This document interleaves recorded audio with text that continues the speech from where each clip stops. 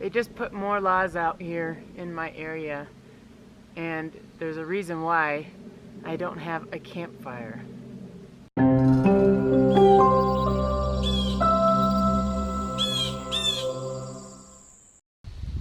So have you noticed on my channel that I don't cook outside anymore? Or I don't light a fire in my campsite anymore? They put more rules on me, you guys. They put more rules. And the reason why I'm doing this video is that I figured that I'm gonna get asked, and part of bushcrafting is just being able to build a fire, you know, and like play and stuff, and I can't do it anymore unless I make some changes to my land. Let me tell you what those changes are. Okay, I got a tape measure. You are currently at my fire pit. So if you could hold this, that would be great. I'm just gonna keep going backwards. This is the only tape measure I have here. Here, let me get you to hold this. This is 25 feet. Note all the trees that I have around me right now.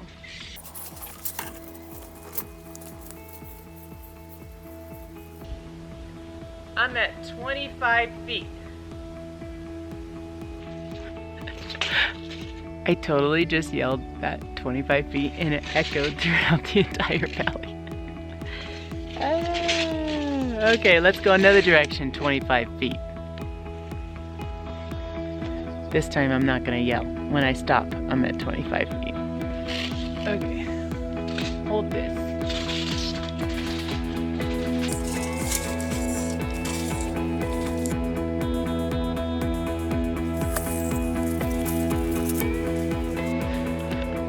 Do you get the idea?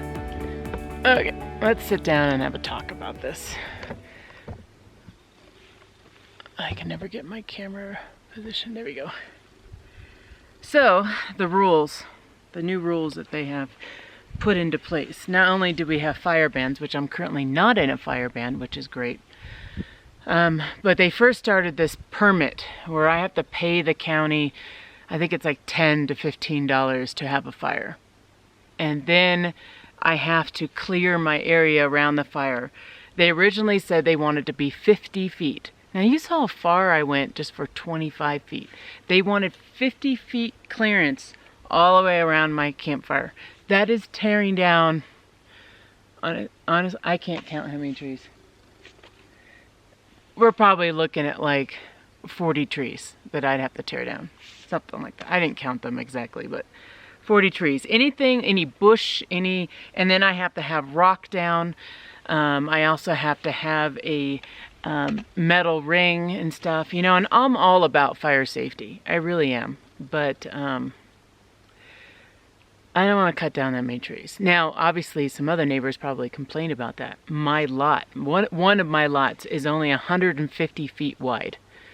So if I have a fire pit, I need 100 feet. You understand this, right? Like, I need 100 feet. That gives me 50 feet of my lot that has trees in this. Okay, now we got to go in a circle, and it's too hard to explain. But it's too many trees to cut down. I'm not going to do it. So what does that mean? It means I can't have a fire. That's what it means. This is all out open fire. So it doesn't include my stove, but it's all open fire. I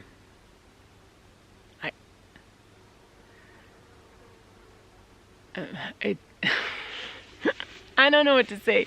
So they did change it. Did I tell you? I don't remember, because I'm kind of flustered by this new law anyways. They did change it to 25 feet now, because again, it's like most of my lot.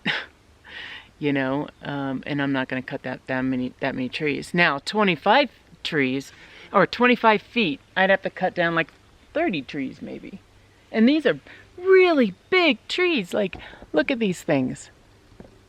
Like, I'd have to cut down those. And I just can't bring myself to do it.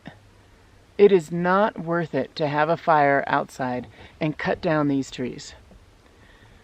Now, I do know that eventually I'm going to have to cut down some more trees in my lot, and it's going to end up happening here soon because they're getting more and more, I don't know, strict about your trees and your brush and all that. They've had a really bad fire here not in this area, but in another area. Remember I took the kids hiking?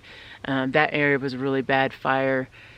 That one was caused by lightning, but they really want all your... Sorry, I had some people coming by, so I had to stop the video. They want all your slash to be gone. And if you've walked my property, I got a lot of slash.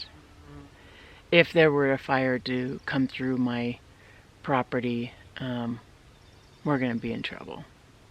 It's going to be done.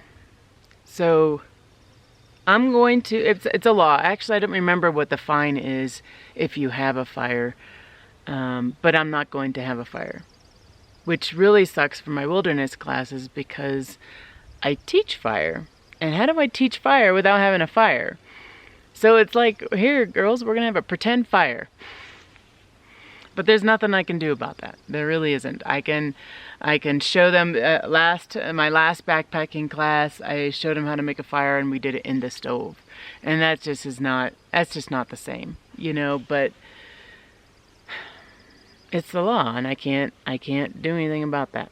You know, I have a shovel here, I have a fire extinguisher, I have 2 fire extinguishers here. You know, like, I don't want my property to go on fire. Trust me, I will do everything I can to make it so that any of my coals or I have water over them and everything, but it just doesn't matter. There's a lot of irresponsible people out there. I don't consider myself one of them, but there's a lot of irresponsible people out there, and they got to make the law for those people.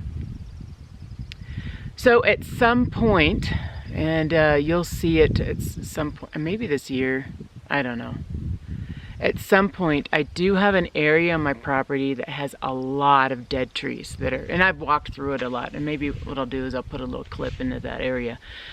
It has a lot of dead trees, and I possibly have 20 feet or a 50-foot circle. And I could clear that area to have a fire. To do that, I have to pay someone to come out here to clear that area. It just, every once in a while, it's like my expenses just keep going up and up. It's okay though, it's okay. It's all about safety, all about fire safety. I'm okay with this. But that's what I'm thinking I will do sometime this fall or beginning of spring next year. Is I'm going to clear out that area so that I can have a fire there that doesn't have any trees and such. I'd like to keep this area by the tent wooded as much as I can. So that's why I'm not having a fire. There you go. There's my ramble of why I'm not having a fire, in case you all want to know.